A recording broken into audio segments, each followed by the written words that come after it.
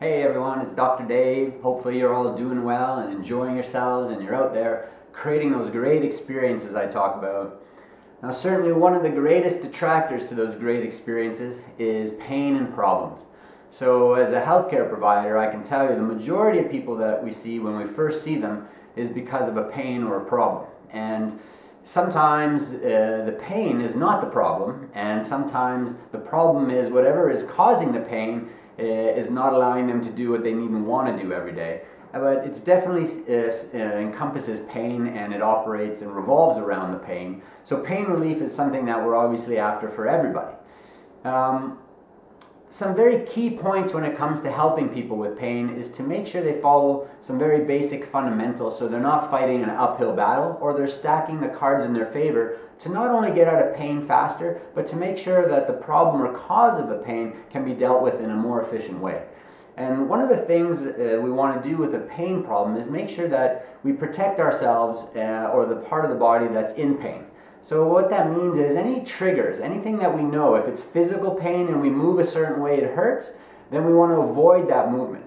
And it may seem silly, but quite often people come in and they say, "It hurts here, doc, every time I do this." And well, how often are you doing that? Well, I'm always checking it.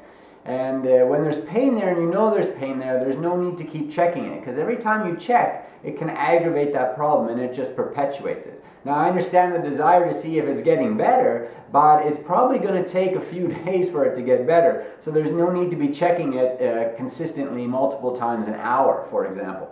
So we want to protect the area. If we notice it's some discomfort with digestion or with breathing, then we don't necessarily want to engage in the tasks, the foods, or the activities that aggravate. If we notice those things, we just want to try and give our body and our system a time to relax. So for example, with digestive pain or even physical pain, inflammation and swelling can be a challenge. So while we're protecting and resting the areas that seem to be problematic or in pain, if it's a physical problem like a joint or a muscle, we can always use a cold pack. And applying that cold pack with a tissue barrier to make sure there's something thin to protect your skin from frostbite. Do not burn your skin with the cold, but you want to try and get a cold pack onto that area of discomfort, especially if it's a new problem or an aggravation, something that's just happened. You can do that 15 to 20 minutes on, and then 40 minutes off, and then back on for another 15 or 20 minutes. And the idea is to get that area not only cold, but you might notice that it starts to burn a little bit as you have the cold pack on there. It starts to be painful, and then it actually goes numb afterwards. And that numb is kind of what we're after. That's what creates the therapeutic effect. Again, without burning or freezing the skin. So make sure you have a thin barrier so that it protects the skin, but not so thick that you can't get it nice and cold and numb in that 15 to 20 minutes. And you can repeat that every hour or after 40 minutes, as much as it takes to get some relief. So 20 on, 40 off with the cold pack. All right.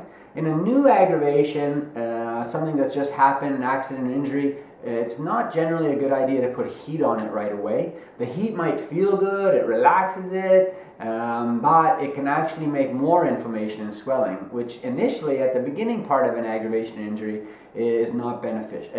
Is maybe beneficial for a little while, but then we want to get rid of it. So the heat can perpetuate it too long.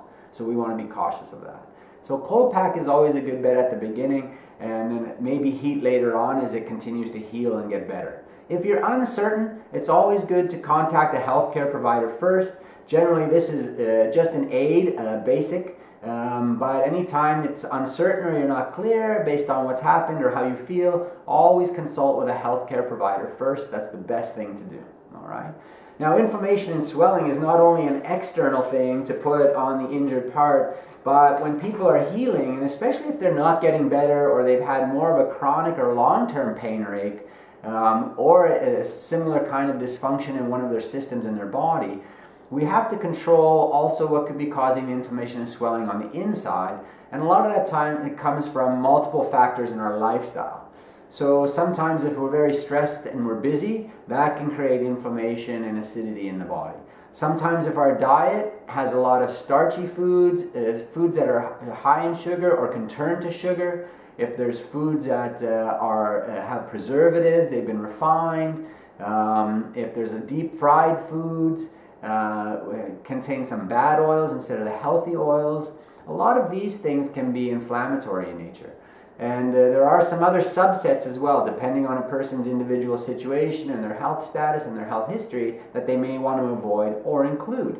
So always eating healthy oils and healthy fats can help with inflammation and swelling, making sure you're getting enough omega-3, for example, from, say, a fish source, salmon, or from supplements. There are a lot of other vegetables that can help with that, a lot of spices, and certain meals might be more anti-inflammatory in nature. And although there's a lot of misinformation on the internet, you can access some good information as well. So something like low glycemic load or low glycemic index eating is something that you could reference online, and choose foods that are more less likely to turn into sugar when you consume them, can help control the inflammation. And you can also Google anti-inflammatory diets or anti-inflammatory foods and include more of those things in your diet to help with the inflammation that may be coming from the chemistry inside your body. And that way you don't necessarily need to rely so much on over-the-counter aids, perhaps, to control some of that inflammation and swelling. So for example, some people's lifestyle is not so good. They're very busy, they might be stressed, they're not sleeping quite as much as they should, they're eating out maybe a lot or not having access to that good food, and then they have the pain and the inflammation, and because they need to get by every day and still do what they need and want to do, we can understand the benefit of having something over the counter from your pharmacist or prescribed by your doctor that will help, and there's nothing wrong with that. But in the long term, if that becomes something that we rely on, we have to ask, well, what else can be done to try and work through the cause or source of the problem? So protecting those areas, resting them using ice, cold packs, and also making sure that what we consume or put into our body is a really strong approach to controlling that inflammation and swelling.